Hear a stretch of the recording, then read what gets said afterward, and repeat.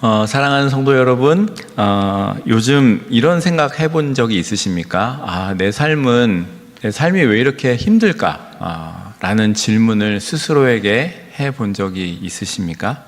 또는 아침에 눈을 뜨는 것조차 버거운 날, 이유 없는 그런 우울감에 짓눌려 본 적은 없으신가요? 우리는 살아가면서 많은 고난을 마주하게 됩니다. 끝이 보이지 않는 재정난일 수도 있고요, 건강의 악화일 수도 있고요, 자녀나 가족과의 갈등이 될 수도 있습니다. 직장에서의 또 어려움이 될 수도 있겠습니다. 이 모든 것들이 마치 긴 어두운 터널 속에 갇힌 것처럼 우리를 숨막히게 할 때가 있습니다. 제가 아는 분은요, 이런 좁은 공간이나 막힌 공간을 굉장히 두려움이 있는 분이 계세요. 근데 그분은요, 한국에서 서울에 사는 분인데, 한국에서 부산 가는 거는 좋은데 강원도 가는 거는 싫다고 합니다. 왜냐하면 터널이 많아서 터널을 지나고 또 지나도 또 나오니까. 그래서요, 그냥 터널에 들어가면 끝까지 밟는데요, 빨리 거기를 벗어나고 싶어. 딱지를 끊더라도 지나가야 되니까. 그렇게 얘기하더라고요. 차량을 우리가 운전하면 터널을 빨리 통과할 수는 있겠죠. 더 속도를 내면 되니까. 근데 인생의 터널이라는 거는 그럴 수가 없잖아요.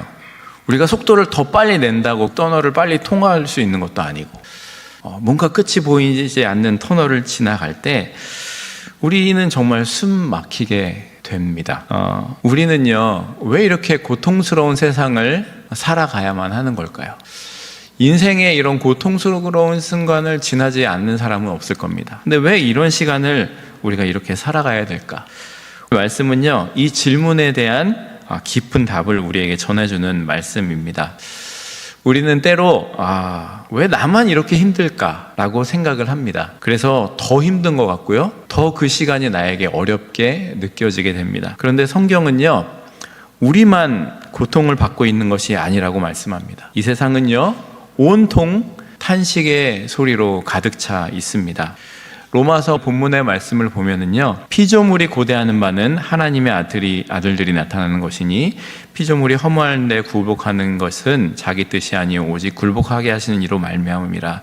그 바라는 것은 피조물도 썩어짐의 종노릇한 데서 해방되어 하나님의 자녀들의 영광의 자유에 이르는 것이니라 말씀하고 있습니다. 여러분, 여기서 고대한다라는 단어는요, 이 피조물들이 뭔가 고대하고 있다는 거예요. 고대하고 있는데, 이 고대한다라는 단어는요, 목을 길게 빼고 그리고 몹시 간절하게 기다리는 모습입니다. 죄로 인해 훼손된 그 피조물이 구원자를 목 빠지게 이렇게 기다리고 있는 그런 모습을 묘사하고 있는 말씀인데요. 고통스러운 그 시간을 지나가고 있는 인간들이 그 모습이 어떠한지를 22절이 보여주고 있는데, 22절 함께 읽겠습니다. 피조물이 다 이제까지 함께 탄식하며 함께 고통을 겪고 있는 것을 우리가 아느니라. 여기서 말하는 것처럼 모든 피조물들이요, 함께 탄식하고 있다는 거예요. 이 고통이 언제 끝날까? 이 시기가 언제 끝나는 건가? 탄식하고 고통을 겪고 있다고 말합니다.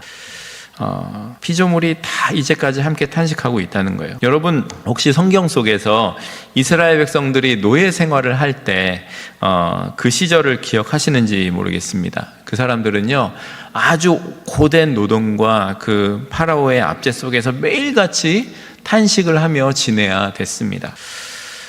출애굽기 2장 3절은요, 그 모습을 이렇게 기록을 하고 있습니다. 같이 읽겠습니다. 여러 해 후에 애굽 왕은 죽었고 이스라엘 자손은 고된 노동으로 말미암아 탄식하며 부르짖으니 그 고된 노동으로 말미암아 부르짖는 소리가 하나님께 상달된지라. 이 사람들이요, 여기서도 동일하게 얘기하고 있죠. 탄식하며 부르짖었다라는 거예요.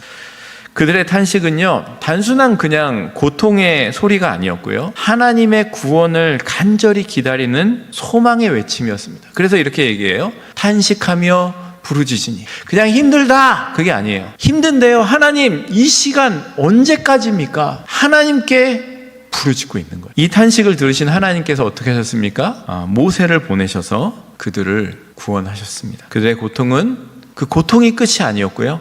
하나님께서 모세를 보내셔서 하나님의 위대한 구원의 역사를 시작하게 되는 계기가 되었습니다. 어느 가정이요, 10여 년째 남편이 사업에 망하고 또 건강 문제로 극심한 어려움을 겪고 있는 가정이 있었습니다. 아내가 매일 밤 홀로 눈물을 흘리며 기도를 했다고 합니다. 하나님, 제 남편 좀 고쳐주시고 이 빚을 좀 해결하게 도와주십시오. 왜 저희에게 이런 일이 일어나야만 합니까? 도저히 희망이란 것이 보이지 않습니다.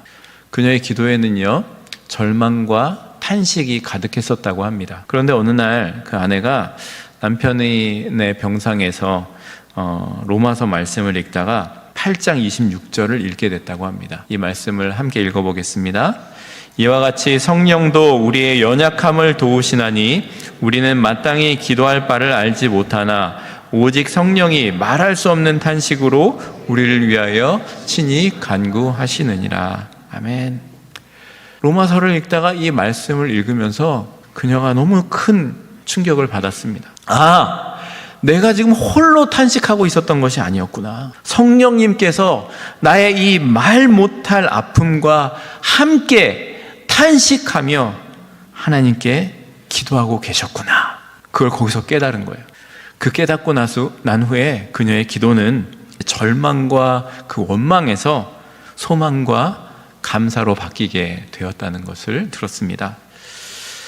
여러분, 우리가요, 너무나 힘든 상황에 빠지다 보면은요, 기도하려는데 기도가 안 나오고요, 말문이 막히고요, 눈물만 그저 흐를 때가 있습니다. 그러나 그 순간 성령님께서는요, 우리보다도 더 간절히, 더 정확하게 하나님께 우리의 마음을 전해주시고 계시다는 거예요.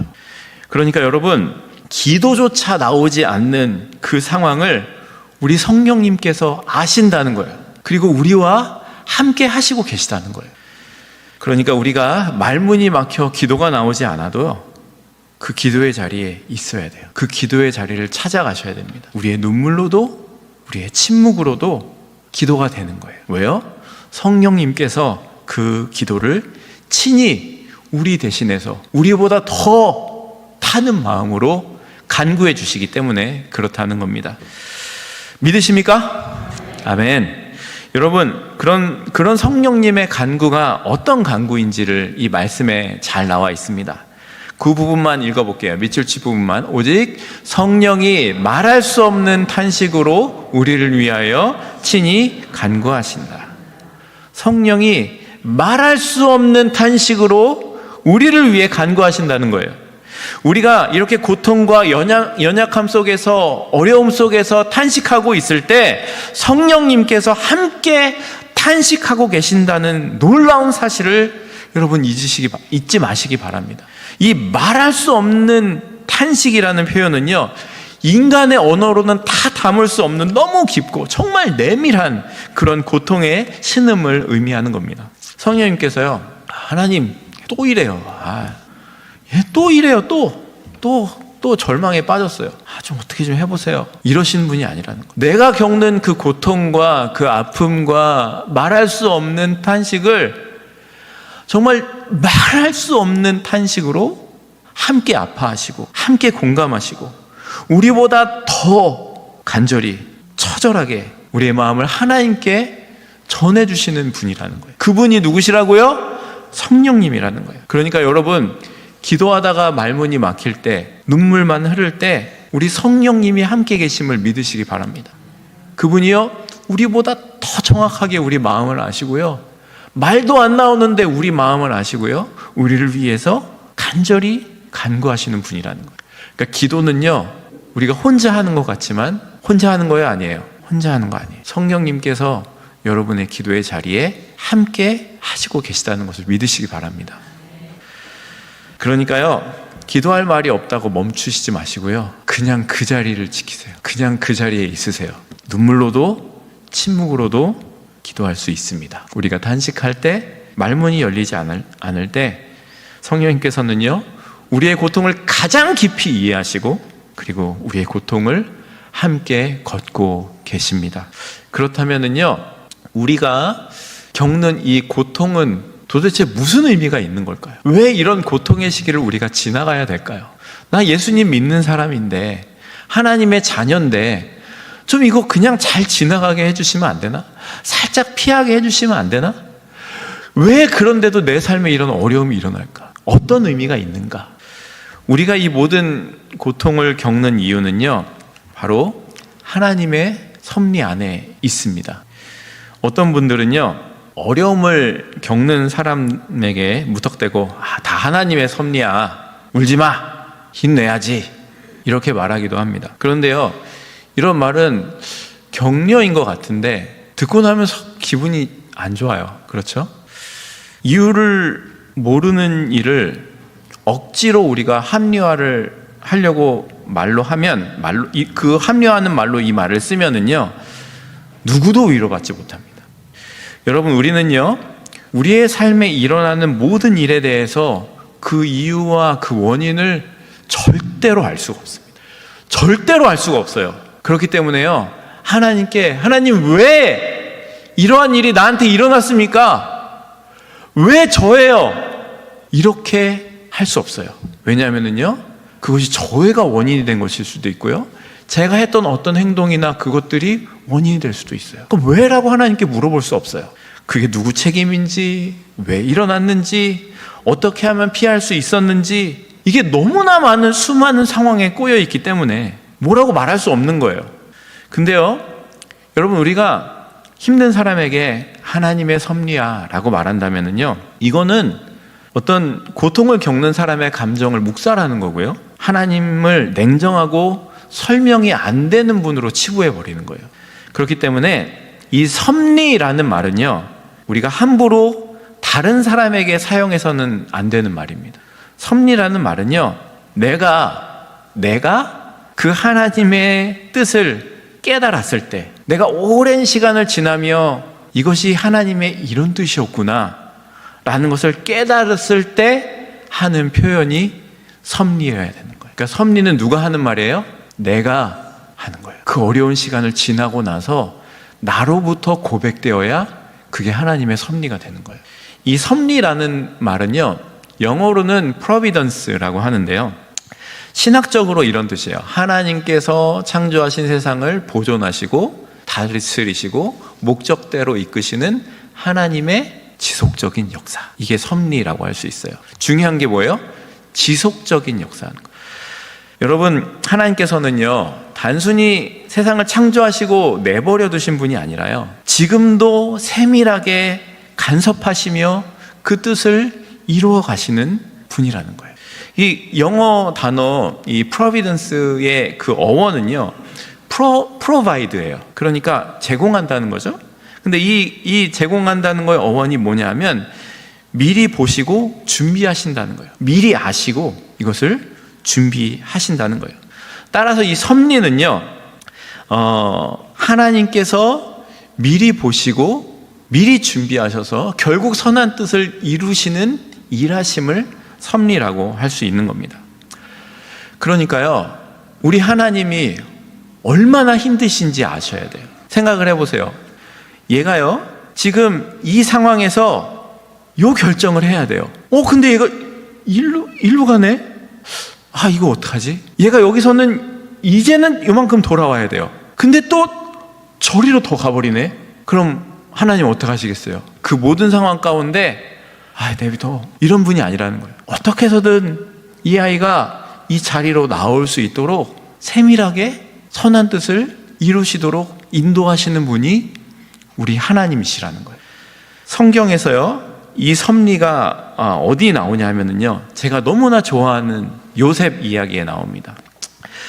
이 요셉의 형들의 그 악한 행동에도 불구하고 요셉이 어떻게 고백하는, 이건 같이 읽어야 됩니다. 같이 읽겠습니다. 당신들은 나를 해하려 하였으나 하나님은 그것을 선으로 바꾸사 오늘과 같이 많은 백성의 생명을 구원하게 하시려 하셨나니.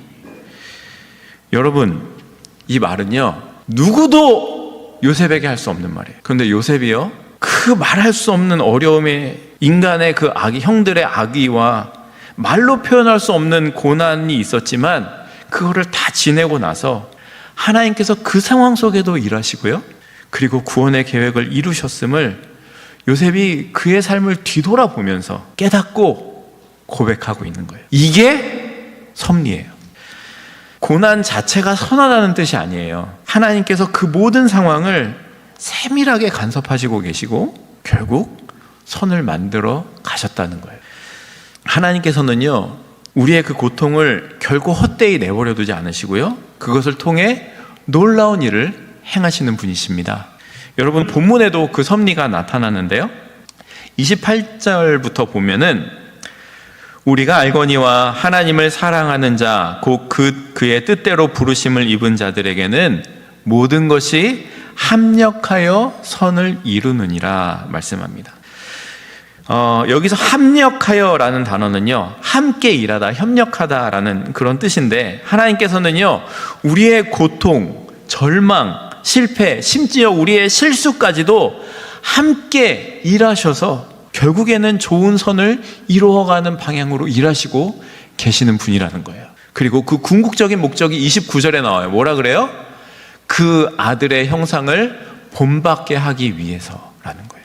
우리를 예수 그리스도의 형상을 닮게 하기 위해서 그 어려움의 자리에 가운데서 그것을 겪으며 이겨내며 주님의 형상을 닮아가는 자리로 만들기 위해서 그 일을 하시고 계시다는 거예요. 여러분, 욥의 이야기 아시죠?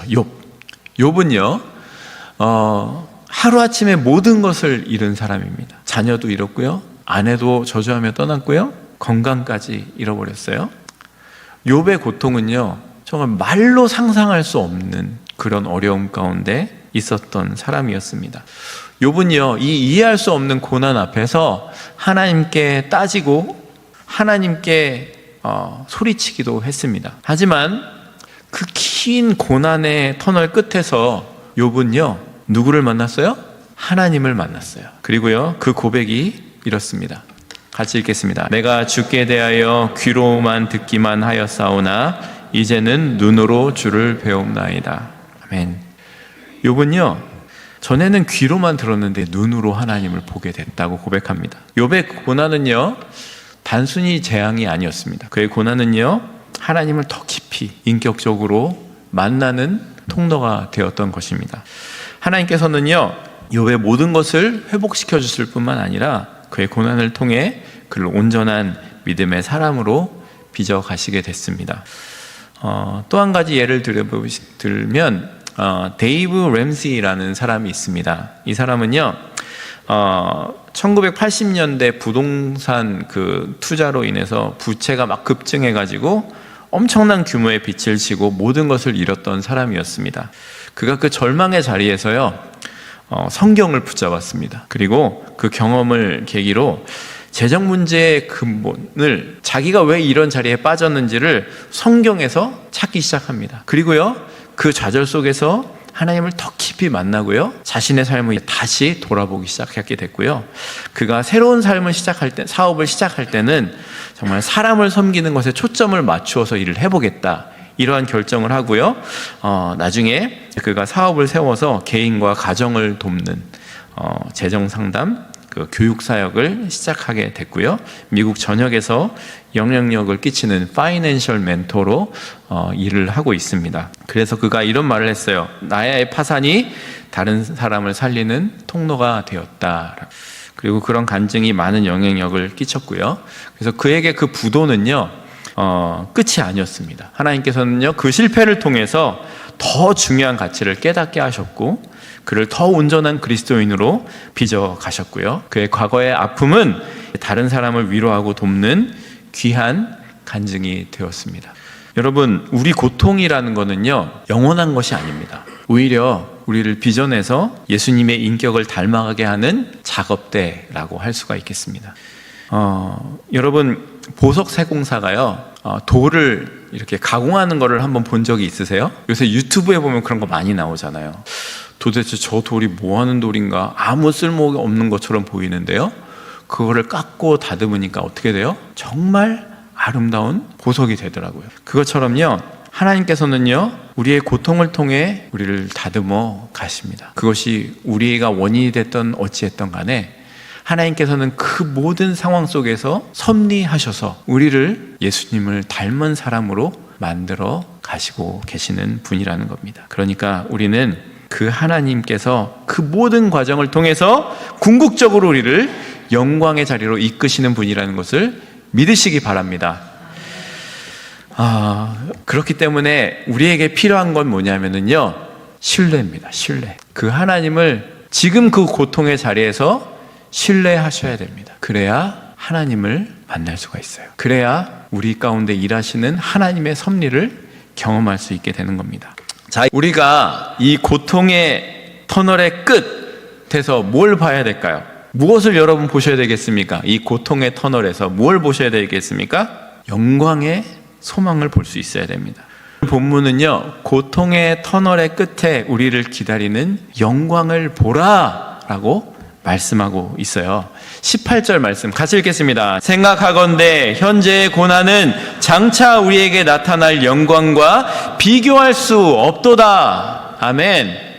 여러분, 우리가 겪는 고통은요, 너무나 현실적이고 너무나 힘들고 너무나 아픈 고통입니다. 그러나 이 고통은요, 영원하지 않다는 거예요.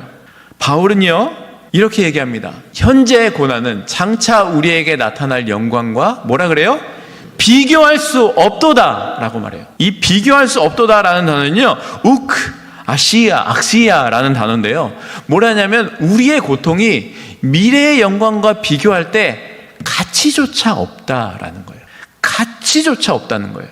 이 고통이 끝나는 날 우리는 더 이상 탄식하게 되지 않을 거라는 거예요. 질병도 슬픔도 눈물도 없는 영원한 영광의 나라에서 우리의 몸의 온전한 속량을 경험하게 될 것입니다. 그러니까 우리가 겪는 지금의 고통이, 우리가 겪고 있는 어떠한 질병이, 우리가 겪고 있는 어떠한 문제가 영원하지 않다는 것, 그리고 이 고통 속에서 하나님께서 우리와 함께 하시고 계시다는 것, 성령께서 말할 수 없는 탄식으로 우리가 말이 나오지 못할 정도로 어려운 상황 가운데 있을 때 우리를 위해 우리보다 가장 정확하게 하나님께 중보하고 계시다는 것을 믿으시기 바랍니다. 그렇기 때문에 여러분의 고통을 새로운 시선으로 보시기 바랍니다. 고통을 통해 우리를 빚어가시고 이겨내게 하실 하나님의 손길을 신뢰하시기 바랍니다. 그 끝에 있는 그리고 영광의 소망을 붙잡으시는 여러분 모두가 되시기를 소망합니다. 그 소망이 우리를 이 고통의 터널을 지나가게 하는 가장 확실한 힘이 될 것입니다. 오늘 들은 말씀을 가지고 살아낼 적용점을 몇 가지 나누겠습니다. 첫 번째는요, 고난 중에도 우리가 소망의 삶을 살려면 고통의 터널을 지나면서 붙잡아야 될 소망은요, 우리가 고통을 바라보는 관점을 바꿔야 됩니다. 고통을요, 단순히 벌이나 불행으로 해석하지 마시기 바랍니다. 내가 그때 이래서 그래. 내가 그래서 그랬구나. 그냥 그 자리에서 낙심하고 절망하면 안 되고요, 그 가운데서 내가 그것을 깨달았다면 이 가운데서도 함께 계시는 하나님을 우리가 바라보고 우리를 빚어가는 과정으로 바라보시기 바랍니다. 어려움 속에도 주님께서 이 상황 속에서 저를 빚으시고 무엇을 가르치시는지 보게 해주십시오. 이렇게 기도해 보시기 바랍니다. 그래서 그 고통을 바라보는 관점을 바꿔보시고요. 두 번째는 기도가 막힐 때도 침묵으로 머무시기 바랍니다. 말문이 막혀 눈물밖에 나오지 않을 때 그것이 기도가 되도록 내어드리시기 바랍니다. 그 시간을 버티시기 바랍니다. 성령님께서요, 우리의 탄식을 하나님께 말로 닿을 수 없는 탄식으로 우리의 기도를 하나님께 올려드리고 계심을 기억하시면서요, 침묵의 기도라도 그 시간을 지키시기 바랍니다. 세 번째는요, 함께 고통하는 이웃을 돌아보시기 바랍니다. 내 고통만 바라보다가 함께 고통받고 있는 이웃을 돌아보지 못하면 안 됩니다. 내 고통 속에만 있으면 안 됩니다. 그거는 하나님의 뜻이 아니에요. 거기서 벗어나서 나에게 지금 말할 수 없는 탄식으로 함께 계시는 성령님을 의지해서요, 거기서 이제 나는 소망을 보았고 당신도 그 소망을 보기 원합니다 라고 말할 수 있는, 전할 수 있는 여러분이 되시기 바랍니다. 그래서요, 그 어려움을 겪고 있는 분들에게 짧은 문자 한 줄이라도, 또 작은 섬김 하나라도 전할 때 그분에게 하나님의 위로가 여러분이 되실 겁니다. 네 번째는요, 감사의 제목을 기록하시기 바랍니다. 가장 힘들 때, 지금 이 고통 가운데서도 지켜주신 은혜를 한 가지씩 기록해 보시기 바랍니다. 노트를 사셔가지고요, 제발 적으세요. 적어야 보입니다. 적어야 그것이 드러나요. 내가 이렇게 어렵지만 내가 이것을 감사합니다. 이것이 보이게 되면은요, 쌓이면은요, 그때 분명히 보여요. 하나님께서 함께하고 계시구나. 하나님께서 일하고 계시구나. 누군가에게는요, 우리가 그것을 기록하게 될 때 하나님께서 동행하신다는 확신을 가질 수 있어요. 제발 노트를 사셔서 감사한 걸 적어보시기 바랍니다. 가정 예배 드리실 때 감사의 노트를 작성해 보시기 바랍니다. 그것이 쌓일 때 누구보다도 확실한 증거가 여러분과 여러분의 자녀에게 드러나게 될 겁니다. 마지막은요, 영광의 소망을 붙잡는 겁니다. 힘드실 때 로마서 8장 18절 말씀과 계시록 21장 4절과 같은 말씀을요, 하루에 한 번 소리내서 읽어보시기 바랍니다. 제가 읽어드리겠습니다. 생각하건대 현재의 고난은 장차 우리에게 나타날 영광과 비교할 수 없도다. 모든 눈물을 그 눈에서 닦아주시니 다시는 사망이 없고 애통하는 것이나 곡하는 것이나 아픈 것이 다시 있지 아니하리니 처음 것들이 다 지나갔음이러라. 여러분, 이 고난은 영원하지 않다. 끝에는 영광이 있다라는 소망을 가지시고 이 어려운 어두운 터널을 이겨내시는 여러분 모두가 되시기를 소망합니다.